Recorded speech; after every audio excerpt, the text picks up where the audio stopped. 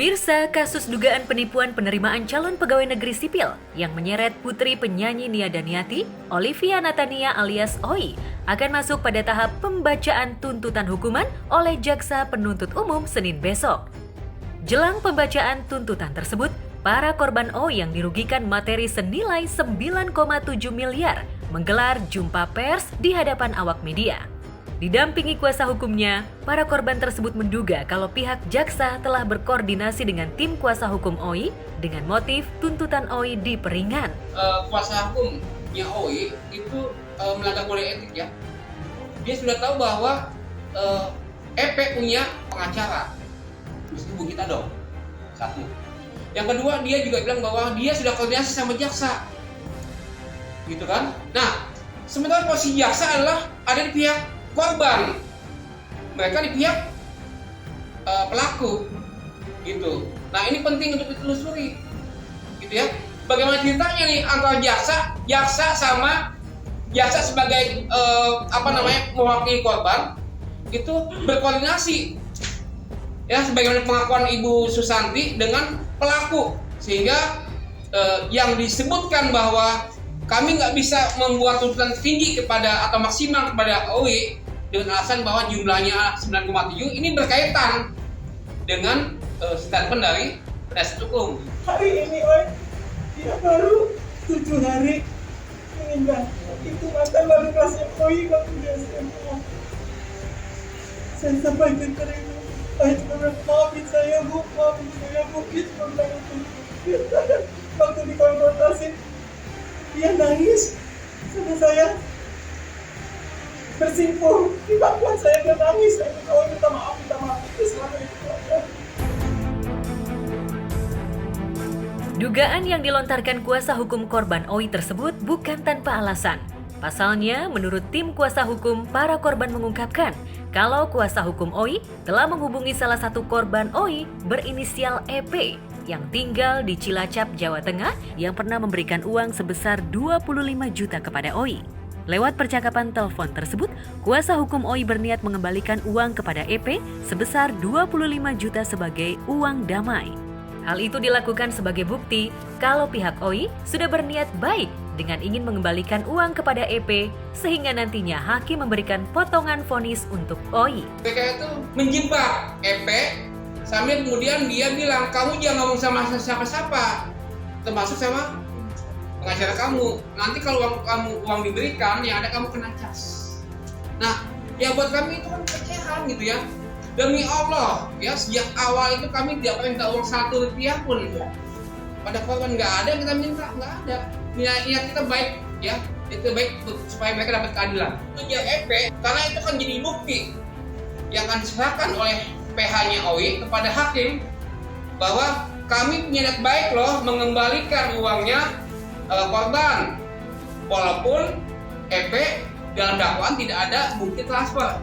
Kan kebayang tuh ya, orang yang nggak ada buktinya aja dibalikin. Kenapa itu mesti tunjukkan agar dia dapat diskon vonis dari hakim gitu. Tolonglah ya, kami hanya minta kepada jaksa dan hakim, tolong melihat sisi korban yang banyak ini, yang ratusan orang. Dan orang yang sudah dikembalikan itu tidak termasuk yang menuntut 225 ini. Dia udah tidak ikut lagi karena uangnya balik balik, apa yang dia menuntut kan? Ada 19 orang yang sudah diperiksa dengan total nilainya adalah 1.300 juta rupiah. Ya, ini semua yang diperiksa di pihak Polda. Sementara itu, Tiara, salah satu korban Oi lainnya, yang saat persidangan minggu lalu tidak dapat dihadirkan sebagai saksi lantaran terpapar COVID-19, angkat bicara. Dalam pernyataannya, Tiara yang juga menjadi korban penipuan yang dilakukan putri sulung Nia Daniati tersebut mengaku mengalami kerugian hingga 270 juta. Kalau pengacara Oi bilang cuma 25 juta, itu bohong. Karena saya itu dengan membawa uang tunai 100 juta di salah satu mall ya, yes 100 juta saya serahkan langsung kepada Oi. Kalau Oi bilang dia tidak pernah kenal dengan korban dan tidak pernah bertemu, bohong. Selain 100 juta cerita, saya pun mentransfer atas nama Rafli suaminya dengan beberapa kali dan ada bukti transfer.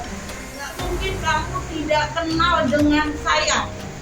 Ingat Oi, saya sering ketemu dengan kamu. Nggak mungkin kamu tidak kenal dengan saya. Saya sering ketemu dengan kamu.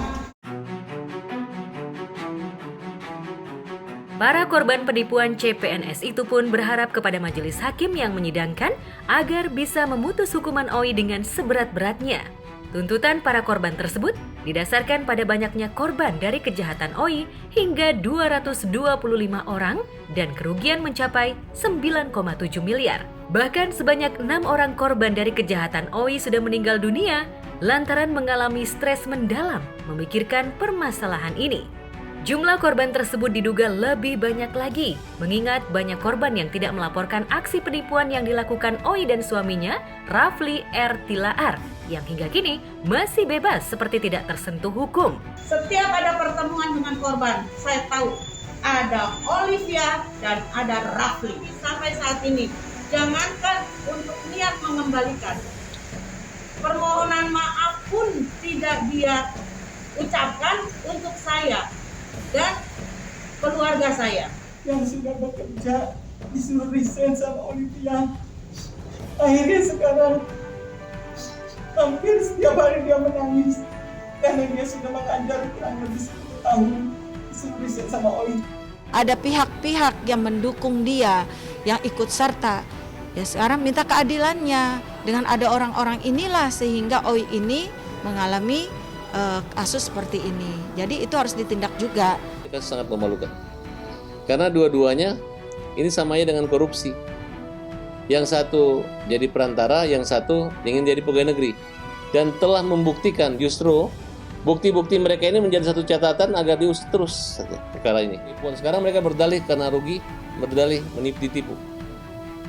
Nah, jadi saran saya buat OI, hadapi saja. Bongkarnya semua siapa yang membayar itu. Biar sama-sama dihukum aja.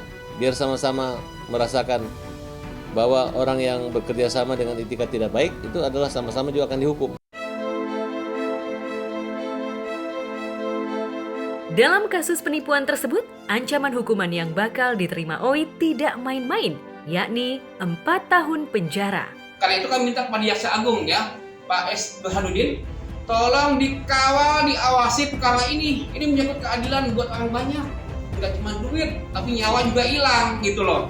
Harapannya orang yang ikut serta jangan tebang pilih, harus diproses juga. Bahagialah kalau seandainya memang hakim memutus dengan seadil-adilnya, ada keadilan buat kami.